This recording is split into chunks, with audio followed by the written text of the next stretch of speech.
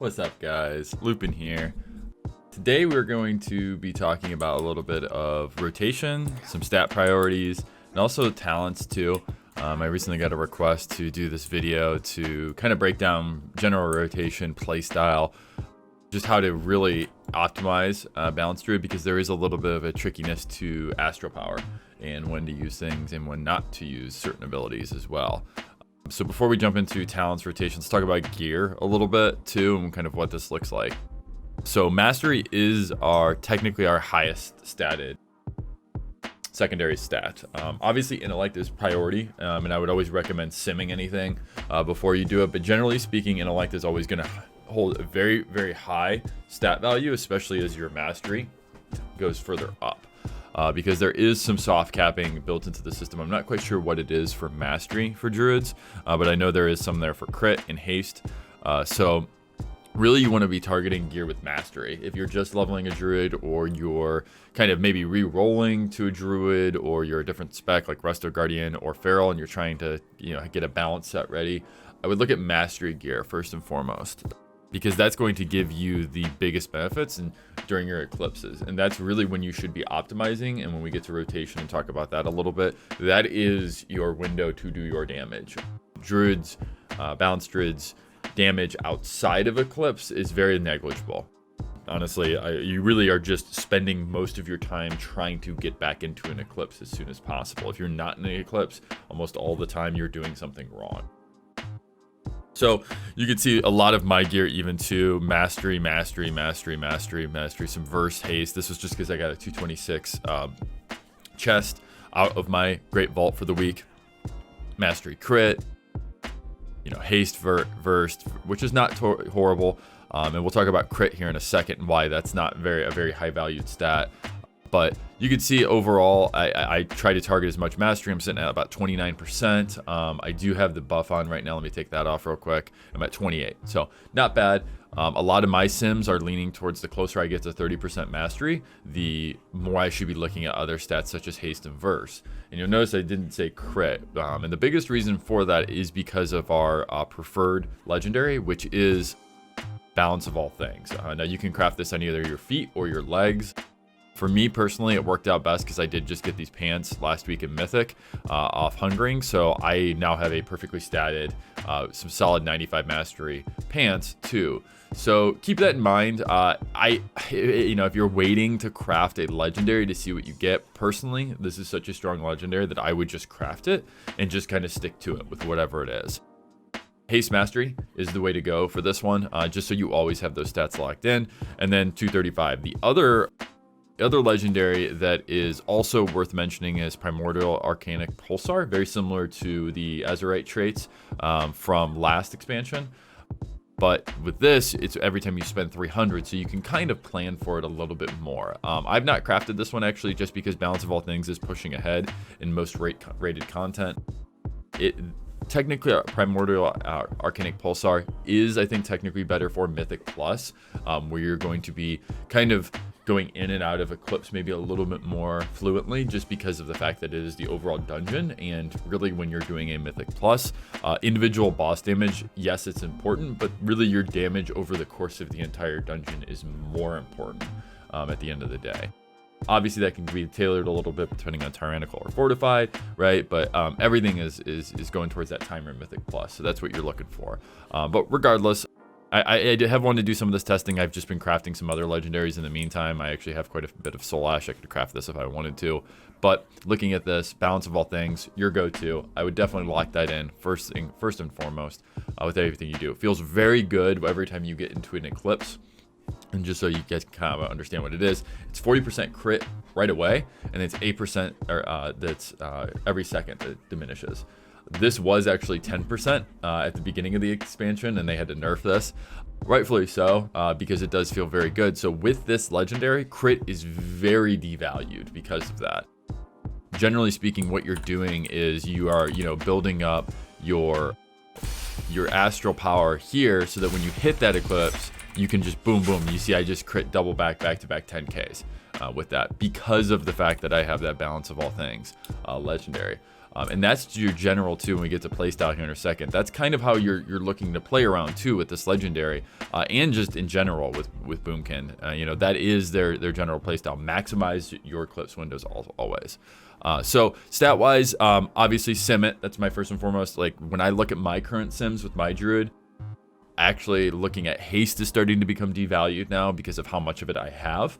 And I mean, I think I have my RAS to 1.2, so you add some different raid buffs and things like that. That's going to obviously increase your haste too, as well. So something to keep in mind, but ultimately mastery priority, haste generally speaking secondary, and then verse just kind of creeps its way in there. I know it's higher valued for me than haste currently, and then crit still holds some weight, but you can see I have a total of 87 right now on it, and I think I don't even know what that is necessarily from. Looks like it's from my bracers and my ring that I have, and ideally I would love to have mastery on this ring if preferred, but it's a 213. I can't complain. So anyways, gear wise, eye level obviously first and foremost with that intellect, run some sims on that too, and then ultimately to start looking at, well, what are my next secondaries I should be targeting, with eye level always being a first and foremost to look at. So that's kind of gear, and in essence there's a lot of gear you can be getting from PvP right now. There are we have quite a few good drops from Castle Nathria too, because a lot of it is does have mastery on it, I'll be honest. So like for instance, this neck that has haste right now is actually simming lower than the neck off council for me. I've been trying to target this one just because we've been killing huntsman now in mythic for a few weeks, but honestly the council one will probably sim higher by the time we get there, so we'll see. Let's talk about talents real quick before we get into rotation, because that's obviously going to affect our rotation.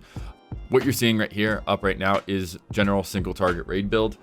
You will always take nature's balance. I have not found a use for force of nature yet in raid. Wild charge is just so damn good. You can just get used to using it. I was a big fan of using Tiger's Dash for the longest time because it was like a nice little sprint, you know, to get over somewhere. But it's on a 45-second cooldown, whereas Wild Charge is on a 15-second cooldown. So if you can, for instance, use it on a friendly ally like I just did there to jump to someone, those are some good plays, some very clutch plays, you know, that you can do just with that. Outside of that too, you've got the cat, obviously, that you can jump behind the target. You got the bear that you can charge to them, and then with Boomkin, you actually have kind of like a disengage like hunters do, where it knocks you back like that. So a lot of times you'll see even some of my videos for raid, I will actually like kind of, if like for instance I'm like trying to get to where the quest giver is right there, you'll actually see me turn and then kind of jump back. Oh, it was on cooldown, so you'll actually see me turn and then jump back like that to it. Takes a little bit of getting used to, but if you played hunter in the past, or even I believe demon hunter too also has something very similar to that too, it's worth using and worth getting used to. As far as affinity goes, I'm just kind of like a psychotic off healer. I just like having the instant kind of rejuve on someone into a Swiftman. In rated content, it's a lot less likely that you're going to do that. In Mythic Pluses, it is very likely that you are going to do that. Also, having Ursula's Vortex is absolutely incredible. And when we get to kind of rotation too, I'll talk a little bit about that. Not that that really makes a use of in our rotation. But for instance, this week we've got Spiteful, and having a Vortex that you can just literally pop on the ground right there, and then the Spitefuls get pulled back to is phenomenal. So I really rarely ever play without Resto Affinity.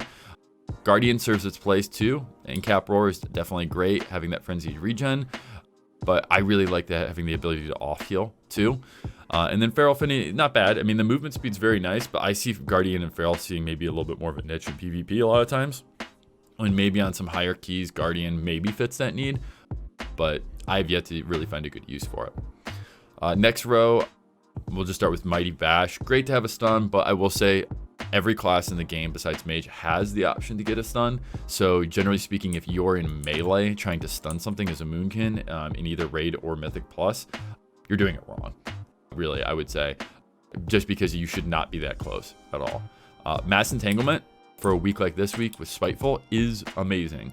I've actually like started keys and ran out of the key just to reset my talents just to get Mass Entanglement over Heart of the Wild. Being able to, as soon as a pack of mobs dies, like this week with Spiteful, boom, instantly root them, and to have it on a 30-second CD feels very, very good. And it's instant. too. That's a big thing. I don't think people don't realize is compared to your entangling roots. That's a cast time, right? So phenomenal spell. You pair Ursula's Vortex with Mass Entanglement and Typhoon. Oh my gosh, you have so much control. And then honestly too, Force of Nature, like I kind of skipped over it earlier, but you know, Force of Nature, I mean, Boomkins are like in my opinion, iconic Mythic Plus class right now. They just fit so well. You've got Force of Nature, you've got Ursula's Vortex if you're running this, you've got Mass Entanglements if you're running this. You've got Innervate too to help your healer. You've got a Beam that interrupts everything, at least in the initial cast that they're going off.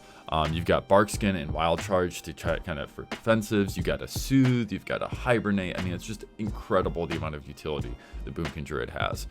So regardless, back to my main point, Mass Entanglement, awesome. Tons of utility. Heart of the Wild is new to this expansion. And I will say it's really great. You could see when I just pulled up my screen, this is pretty much my lock-in unless there's a use case scenario for Mass Entanglement. Heart of the Wild, I mean, we were doing Kael'thas, Sun King in Mythic this past week, and I was just able to absolutely dump heals into Kael'thas with this. It was absolutely insane. You pair this with like an Innervate, you know, and then you're like Swift Mentor just hitting like trucks on people in a good way. So great spell. You just got to remember to use it. It is on a 5-minute cooldown, and there has been some cases too, like in non-spiteful weeks or weeks I don't need to take Mass Entanglement or Mighty Bash, that if I run with one of our healers, I will just say, hey, I'm ready to off heal whenever, and then you get like a full healer. And in a 5-man group, that's just incredible to have that initial, hey, I can help catch up, that sort of thing. So really for the next talent row, Soul of the Forest, Star-Lord, these are really the only two options. Incarnation sees some play in PvP primarily, but really Soul of the Forest inches ahead in multi-target pretty significantly over Star-Lord, but in single target, Star-Lord's really only slightly ahead. I do like the haste from Star-Lord that you get, so in single target fights where you're just trying to pump as much damage into one target, you are probably going to go Star-Lord. Everything else, really, I take this even during tyrannical weeks, Soul of the Forest, because it's just so nice to have. And yeah, Starfire does 150% more area of effect damage, but the astral power generation that you get from Wrath feels so good, because then you're getting to as close to 100 as you can going into you know that lunar eclipse and just dumping Star Surges. It feels really good. It's very hard for me to play without this talent with that too. So overall, generally speaking, you're always going to pick Soul of the Forest. Maybe in raid content, you're going to end up picking Star-Lord. Let's talk about the next row. Twin Moons, very rarely ever picked, quite honestly. Stellar Drift kind of holds that same spot Star-Lord does. Really only in raids I've seen it used. It doesn't really feel good, in my opinion, to try to keep up a third dot, but you know, it's good damage, and in raids where you have to move, and if you have 3 dots rolling, at least you're getting some damage out that way. Mythic Plus, never really use it, ever. I mean, it's just too much to try to keep up. Yeah, it generates 8 astral power, but it's not worth at all. Stellar Drift just feels phenomenal. It's just like Soul of the Forest, where these two pair so well together, increasing your starfall duration by 2 seconds, and its damage allows you to cast while moving too. I mean, it just feels so good to press that, like right here, and then just like, I'm just jumping around casting, right? I mean, that's just, when doesn't that feel good on a caster, right, to play? On fights where it makes sense in raid, I mean, there are a few that this definitely does. For instance, Huntsman, because you have 2 targets up, that it makes sense. You know, to take something like that. Starfall's just hitting like a truck. You know, overall Starfall damage, I mean, look at that. Just in the couple seconds I was on there, that's how much damage Starfall did. Just insane, the amount of output it does. And you're able to kind of pull that astral power, get it above, and as long as you have 50, you're generally speaking in a really good spot to always be keeping that up. And it extends your dot duration too, keep in mind, Starfall does as well. So that's something where, like, if a Huntsman fight, for instance, you can go back and watch my Huntsman kill video, you can see that I'm trying to keep both dots up on both targets, but then when I'm pulling all this astral power, they just kind of stay on there for, like, quite honestly, 30 to 45 seconds a lot of time. So feels really good. Solstice is, generally speaking, going to always be your go-to talent for this row. Fury of the Loon does hold a little bit of weight. I remember using this back in BFA just because there was really, I forget what the option was here before, but it just didn't feel good to press. I think it was Shooting Stars, actually, that was here prior to this. And Fury of the Loon was really good in Mythic Plus. especially during fortified weeks. As much as I'd love to use new moon, I mean, and nothing feels better than new mooning, half moon, full moon. I mean, it feels fantastic. I wish this was just baseline, quite frankly, but it doesn't really serve any purpose. I sometimes take it in PvP, but generally speaking, you should be taking Fury of Alone, especially in arenas, just because it's a nice, consistent way to damage someone when you're getting trained or something like that. But Mythic Plus, Raid, it's always Solstice. It always. And that's going to make your shooting stars fall 300% more often during the first 6 seconds of every eclipse. So it adds up. I will say it's not like a insane amount of damage, but hey, it definitely adds up. So anyway, so let's kind of talk about talents, or excuse me, a rotation now. For when you're kind of gearing up and kind of entering a fight. So always, and my eclipse is still kind of resetting here. I'm staying at full astral power. I'm actually still in combat right now. So let's see if I can get out of combat because it's a little bit easier to explain this. There we go. So with kind of your overall rotation, I mean, let's talk about cooldowns first. I mean, your big two, obviously, and this is for Night Fae if you are playing Carrion, which is viable too, but honestly, Convoke just hits like a damn truck at this point.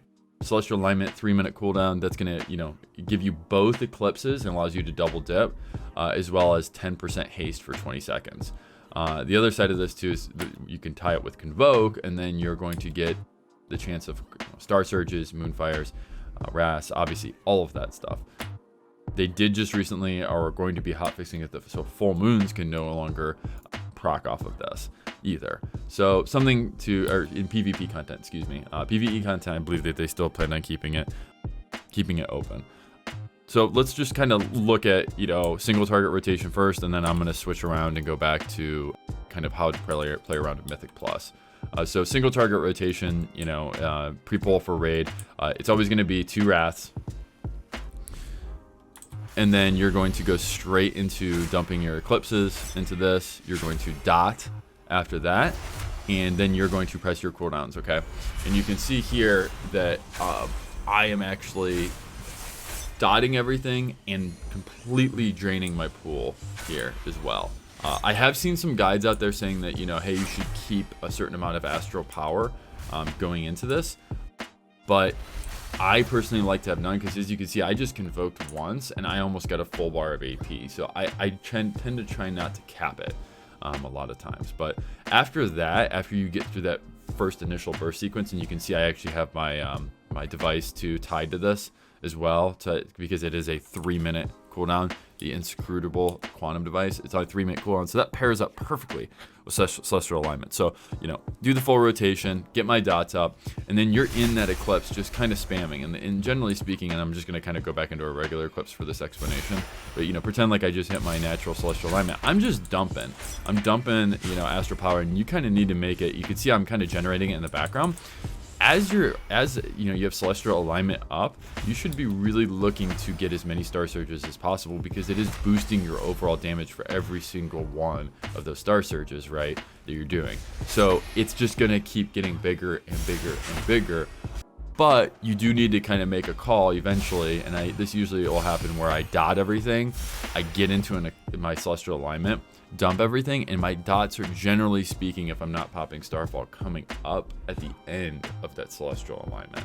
So it's finding that rhythm, and then after that, you're just keeping dots up. And ideally speaking, you would like to be where I'm at right now.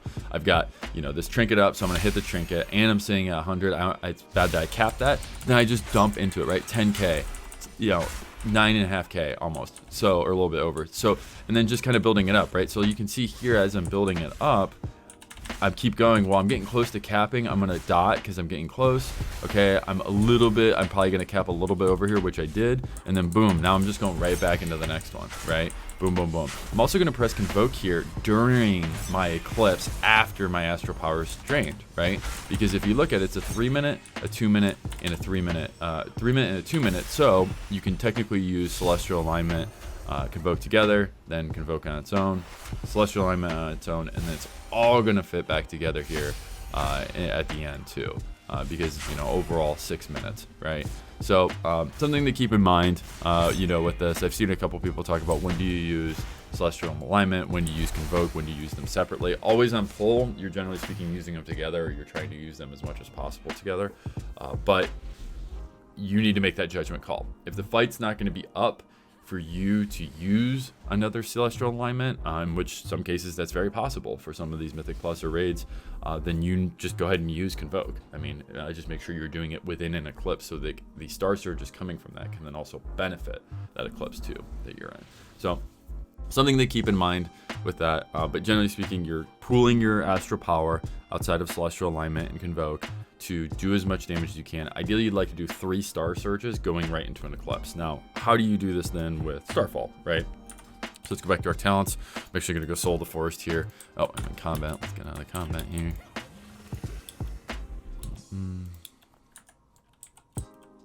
There we go. So you have 2 targets now. You know, split target cleave. You know, whatever it might be. Hectic. You know, we'll talk about hectic in a second. But you know, 2 target cleave. You can keep. Oh, it started that way too soon. I need to switch my talents here. We'll wait for me to get out of combat. But generally speaking, I'm gonna talk about this before I go into it. You always want to keep up Moonfire, Sunfire before it drops off, as long as it's not putting you in jeopardy of not being able to capitalize your eclipses. If you're putting up a Moonfire and Sunfire right when you go into an eclipse, you're probably doing it wrong. I would probably cap the 2 or 3 astral power to get those back up before going into a eclipse, just for that specific reason. The nice thing too, like I mentioned before with the RAS astral power generation being 50%, is you do tend to kind of go in and out of eclipses a little bit more, and then stellar drift obviously pushing it even further with your dots as well. So if you look on kind of here too, I'm going to dot both of these. We're going to pretend like this is like a huntsman fight, for instance, where he has this dog and the other target. I'm gonna starfall both of them. I'm in a really good spot for astral power here, right? And then I'm just gonna kind of go right into my eclipses, make sure like I said, I'm good, and then I pop my cooldowns, right? You can see everything's up right now, everything's going. I'm coming out of this, boom, okay, boom. I got all my astral power lined up. My starfall's about to wear off. I'm gonna keep my starfall rolling. Remember, you can cap starfall with between 1 and 3 seconds. Dot's about to fall off, dot's about to fall up here. I'm redotting, and then I'm starfalling again. You see how I'm never losing that starfall proc as I'm playing this, okay? So it's very much a rhythm, I will say. It takes some getting used to, but once you do, like I knew that Sunfire was about to fall off, okay, I can actually spend a little bit more astral power here on a Star Surge because I knew that by the time the starfall comes up, see how it's got a couple seconds left? Look at, boom, right into it. So it's just finding that rhythm that you always have your dots up, and you always have a starfall rolling on 2 target cleave. And just in this window, I've been showing you guys this, and I've just been kind of keeping this up, honestly, strictly through muscle memory. At this point, you can see, I'm doing some decent damage on top of this, right? You know, but B, let me just kind of let it play out, and you can let's just take a look at like my overall damage. Like that is insane that starfall does that much, right? So not having that up for 1 second while you're in a Mythic Plus, while a pack's going on, or while you're fighting maybe like a Huntsman, or maybe like a Sire Denathrius, right? Where when you go into the second phase, or when you go into the ad phase during the first phase, after I think it's the Blood Pact, or Blood Price, excuse me, having those ads up and having dots on them is great, but having starfall is almost mandatory for those, because it is literally doing 41% of my damage too for hitting a button that is around a circle around you. It's pretty incredible, pretty incredible. You obviously just need to make sure you have that astral power and just keep capping. So overall, kind of talked about a lot here, but hopefully you guys were able to take away something from it. It's a nice Sunday morning right now, so I wanted to get this video out there for everyone. Really happy with where Balanced Druid's at right now. I think we are tuned very well. I don't like how much of the reliance is on Convoke, but it feels very good to press. That's the flip side of that. So I love the fact that it's a utility-based class with a lot of off-healing, like I mentioned before, with trees and mass entanglement and heart with whatever affinity you choose, wild charge. It's just incredible. The class is just really well built right now, in my opinion. So if you guys have any questions, if you want any additional tips, please leave them in a comment. I'm happy to kind of talk about anything that maybe I missed, or if you think it should be done a different way too, please let me know. I've been running kind of a couple different builds, like I mentioned before, Mythic 15s, keys, and then in Mythic rating too, just kind of looking at even on Warcraft logs to see kind of what are people running. So overall, thank you for watching, and if you guys have any questions or you have any comments, please leave them below. Have a good one. All right, bye.